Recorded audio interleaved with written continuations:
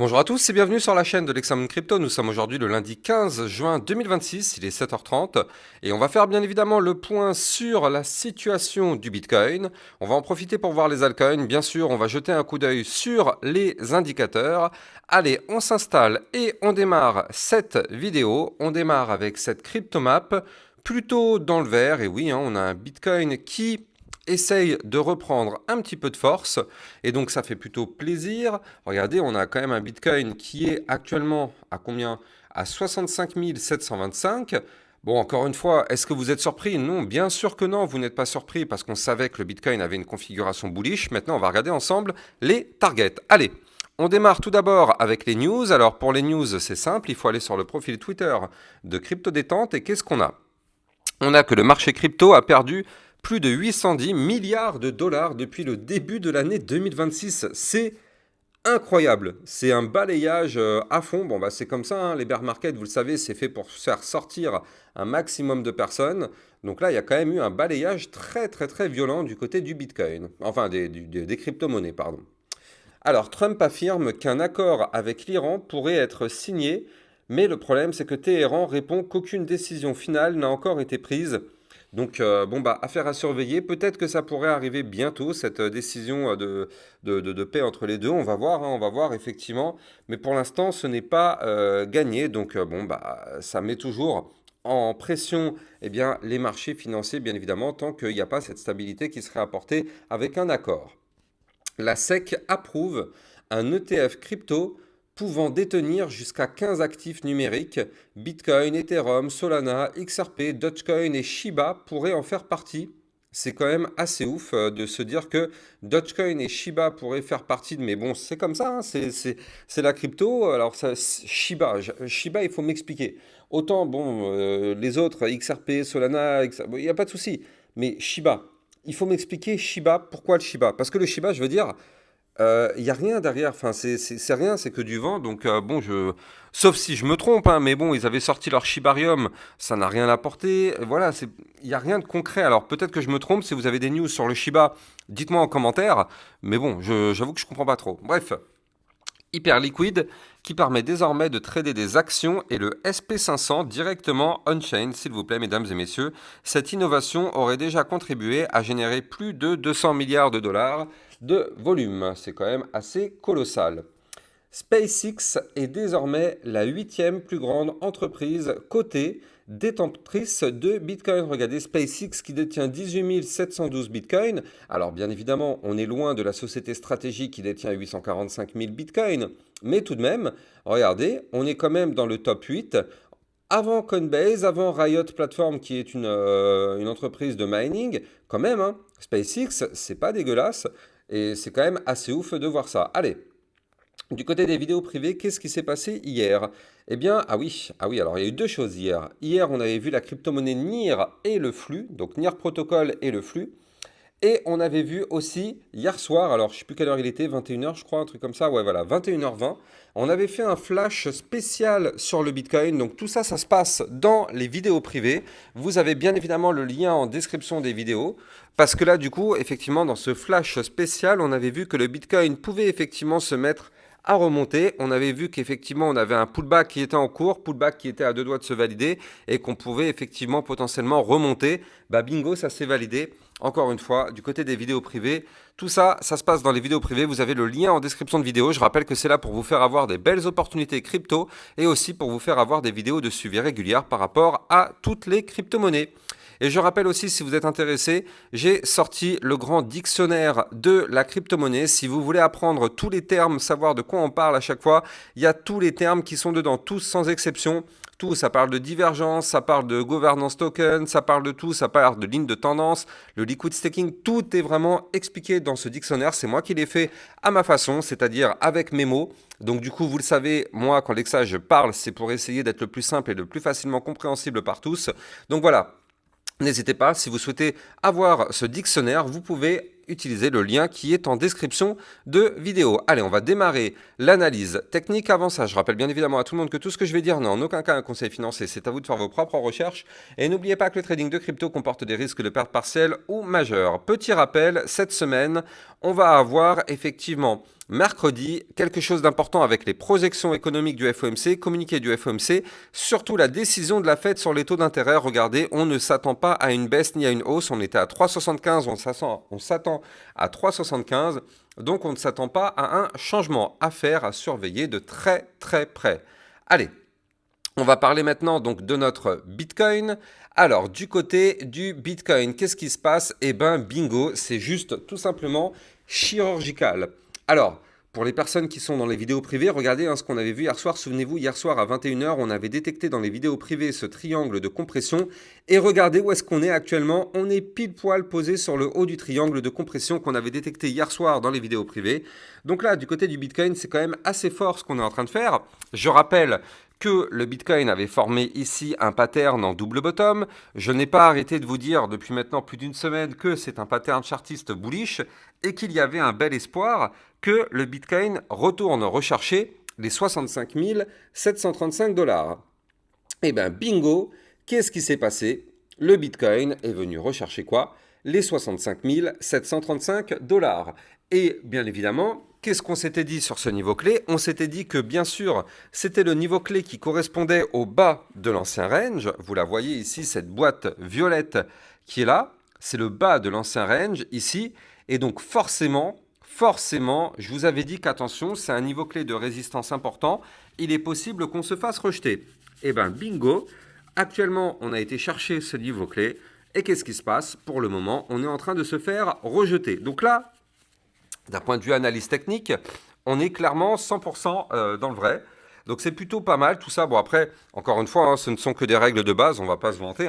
C'est que les règles de base qu'on applique sur la chaîne YouTube. Et donc, qu'est-ce que ça signifie tout ça?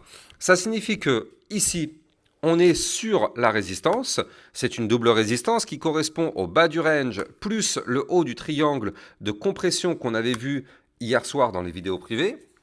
Et donc pour ceux qui se souviennent, on avait calculé le nombre de jours. Donc c'était hier, et donc quand on fait ça, ça nous donnait comme information que le Bitcoin allait breaker sous 10 jours. Donc ça peut arriver dans un jour, 2 jours, 5 jours, mais il n'y a pas la place de mettre plus de 10 bougies. Et étant donné que je suis en vue jour, regardez, c'est écrit ici One Day, dans les 10 prochains jours, le Bitcoin va tenter une cassure. Alors que ce soit une cassure par le haut de la résistance ou malheureusement une cassure par le bas du triangle de compression, peu importe, dans une dizaine de jours, donc là ça peut arriver maintenant comme dans 10 jours, là dans cette zone-là, dans les 10 prochains jours, on va avoir une cassure, d'accord? J-10 maximum pour le Bitcoin. Pourquoi? Parce qu'en fait, là, on arrive dans une phase de compression et comme vous pouvez le voir, plus on va avancer, plus on arrive vers la fin de compression, jusqu'à un moment donné où on ne peut plus compresser. Et donc à un moment donné, voilà, quand on ne peut plus compresser, on a le fameux breakout. Et ce breakout, eh bien, c'est ce qu'on attend. Donc là, pour le moment, ça tombe bien, on est en train de travailler le haut du pattern. Donc du coup, c'est plutôt une bonne nouvelle. Je veux dire, il vaut mieux qu'on essaye de casser le haut que de casser le bas. Donc pour l'instant, on essaye de casser le haut du pattern. Alors, attention tout de même, prudence, parce que le haut du pattern, je rappelle, c'est une résistance. Donc si on n'arrive pas à casser cette résistance, qu'est-ce qui va se passer? On va se faire rejeter et on va aller chercher le bas du pattern. Et si on va chercher le bas du pattern, qu'est-ce qu'ils vont faire les bears? Eh bien les bears, ils vont tout faire pour essayer de breaker ce bas de pattern. Ok? Donc bon, pour l'instant, on n'y est pas encore. On va voir si on arrive ou pas à breaker ce haut du pattern. Et je rappelle aussi, mais encore une fois, on avait parfaitement anticipé le bottom. Je rappelle que ici, je vous avais dit que c'était une zone d'extrême survente et que là-dedans, il y avait 95% de chances d'avoir un rebond. Force est de constater que le Bitcoin est passé de 59 000 $ à 65 000 en une semaine. Donc on l'a bel et bien eu ce rebond. Donc bravo à tous ceux qui n'ont pas eu peur, bravo à tous ceux qui ont écouté les règles de base qu'on ne fait que suivre sur ma chaîne YouTube. Et effectivement, ça a permis à certains de reprendre des positions et déjà d'être en profit par rapport à la position prise quand on était vraiment dans la zone d'extrême survente. C'est vrai que c'était la zone parfaite pour réaccumuler. Ça ne veut pas dire qu'on ne peut pas tomber plus bas, ça ne veut pas du tout dire ça. Mais ça veut dire que par rapport au mouvement qu'on a actuellement sous les yeux, eh bien effectivement, là, ici, il y a eu une très très belle opportunité grâce à cette zone de survente. Mais c'est tout le temps pareil. Quand on est dans l'extrême peur, c'est-à-dire quand il y a eu des chutes à répétition, il y a deux types de profils. Il y a les profils qui, justement, ils attendent que ça pour pouvoir recharger. Il y a d'autres profils qui Bah, en général, malheureusement, ce sont plus les profils débutants. Donc les profils débutants qui ont acheté le top, c'est-à-dire acheter quand ça monte, et donc forcément, quand il y a une chute, eh ben, directement, ces personnes-là sont dans le rouge et ils sont dans la peur. Et donc ces personnes-là, après ces chutes à répétition, ils ont tendance à fuir et à sortir du marché, alors qu'en fait, c'est le contraire. C'est ça qui est dommage. Mais bon, après, c'est de l'éducation, donc c'est ce qu'on essaye de faire sur la chaîne YouTube. J'essaye de vous apprendre tous les pièges, mais malheureusement, quand il y a une personne qui arrive sur le marché, n'a pas conscience de tout ça. Et donc en général, quand quelqu'un arrive sur le marché, il arrive parce qu'il a entendu telle ou telle personne parler de la crypto en disant que oui, c'était bien, ça pump, c'est très bien. Eh bien oui, sauf qu'en fait, en général, quand on entend parler de ça, bah, c'est que c'est trop tard. Quand une personne vous dit, ouais, en ce moment, c'est plutôt pas mal, ça monte bien, eh ben c'est trop tard. C'est trop tard, sauf qu'en fait, tout le monde, quand il va investir en crypto-monnaie, eh bien, c'est suite à ce genre de propos-là, et malheureusement, c'est trop tard. On n'achète pas après une hausse. Donc c'est pour ça que les personnes qui rentrent après une hausse, directement dès qu'il y a une chute, parce que les chutes sont violentes, sont très volatiles, et ben ces mêmes personnes vont fuir en disant bah attends tu m'as dit que c'était bien mais regarde ça fait que chuter, j'ai perdu la moitié de ce que j'ai mis. Bah oui mais c'est normal. Bref, vous avez compris où je veux en venir.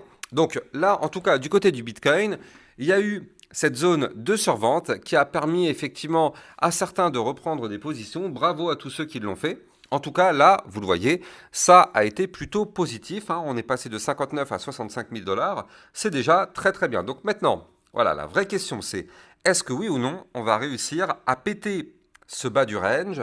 Est-ce que oui ou non, on va réussir à péter ce triangle de compression? Réponse dans les prochains jours.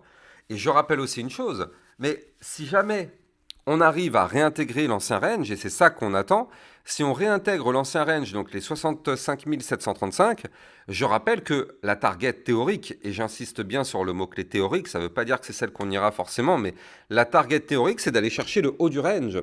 Le haut du range qui est à 70 960 dollars. Donc j'ai bien dit le mot-clé théorique. Pourquoi théorique? Bah parce qu'en cours de route, il y a plusieurs résistances. On en aura une ici à 68 258, on en aura une autre ici à 69 875, 70 210 et le fameux haut du range à 70 960 dollars. Donc là, pour l'instant, du côté du Bitcoin, ça part bien. Ça part bien, c'est très encourageant. Oui, on est encore très très bas, regardez, on est encore à 42, on n'est même pas dans la zone de neutralité d'un point de vue RSI, donc on a encore beaucoup de place, si jamais on doit remonter, il y a encore beaucoup de place. Donc oui, c'est très très encourageant ce que fait le Bitcoin, mais encore une fois, pour l'instant, les patterns ne sont pas breakés. Comme vous pouvez le voir, on est bloqué par la résistance, donc pour l'instant, prudence. Je rappelle que c'est pas maintenant qu'il faut acheter, c'était ici. Ici, effectivement, il y avait eu la belle opportunité. Là, le problème, c'est qu'on est sous résistance. Donc, les personnes qui vont tenter une position ici, bah, acheter sous résistance, c'est pas génial. Alors que là, on avait quand même une très belle zone. En plus de ça, couplé à un joli bottom de 60 777, c'est quand même beaucoup mieux. Là, ici, on ne sait pas si on va réussir à breaker. Donc, si quelqu'un prend une position maintenant, bah, malheureusement, il s'expose à un risque de rejet et de chute. Donc, qui tout double. En tout cas, c'est vrai que ça se joue là maintenant. Soit on réintègre l'ancien range, ça pump, soit on se fait rejeter malheureusement, et ça retrace. Donc, vous avez les niveaux clés, effectivement. Il n'y a plus qu'à surveiller tout ça de très très près. En tout cas, on est vraiment pas mal d'un point de vue analyse technique pour le moment. Allez, on va jeter un coup d'œil du côté de l'Ethereum parce que l'Ethereum, il a fait un breakout hier, hein. Souvenez-vous, l'Ethereum, je vous avais dit que lui, il y avait 4 jours. L'Ethereum allait faire un mouvement sous 4 jours. Souvenez-vous, c'est ce qu'on s'était dit déjà il y a 1 ou 2 jours. On avait calculé du côté de l'Ethereum que là, on avait formé là aussi un triangle de compression, vous le voyez, avec la ligne de tendance haussière et le niveau clé à breaker. Je vous rappelle que le niveau clé à breaker, c'était les 1692. Et ici, on avait la ligne de tendance haussière. Et donc, je vous avais dit que là, dans cette place-là, il y avait la place de mettre 4 bougies. Donc, on savait que dans les 4 prochains jours, on allait avoir un mouvement. Et bien, bingo, regardez ça. On a le breakout.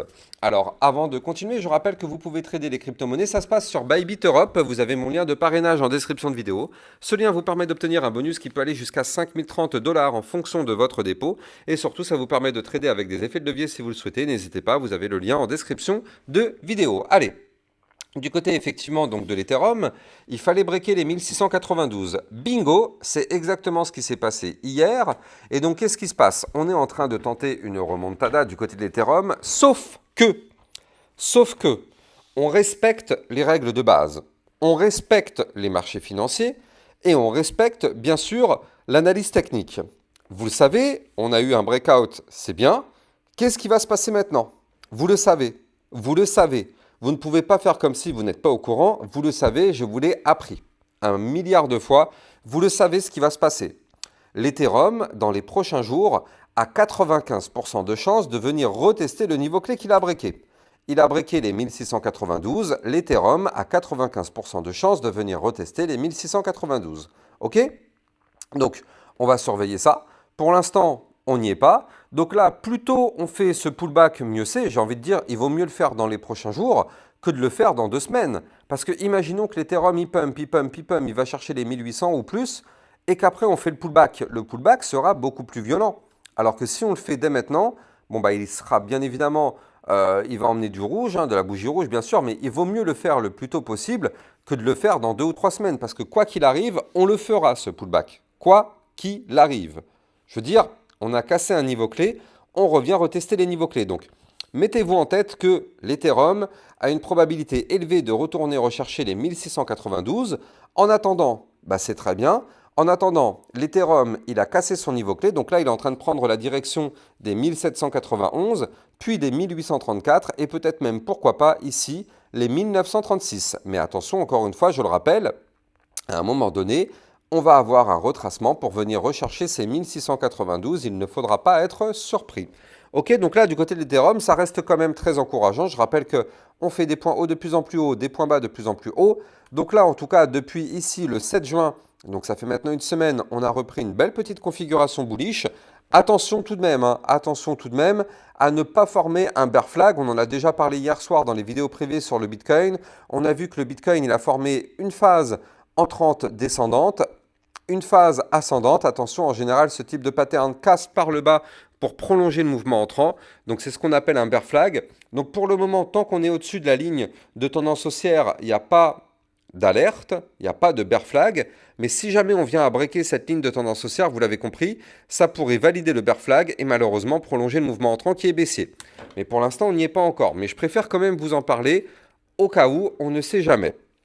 Pour le moment, on est plutôt bullish parce qu'on a breaké les niveaux clés par le haut. On va faire sûrement une poussée, mais attention, on va sûrement avoir le pullback derrière. Affaire à surveiller. En tout cas, si vous avez kiffé la vidéo, n'oubliez pas de vous abonner sur la chaîne YouTube. Vous avez le bouton pour vous abonner en dessous de la vidéo. Il y a aussi le bouton de la petite cloche pour recevoir les notifications. Et n'oubliez pas de liker, commenter, partager. Vous le savez, ça participe au référencement de ma chaîne YouTube. Excellente journée à tous, à plus tard. Bitcoin, Ethereum, you know the drill. Lost it all but came back with the skill.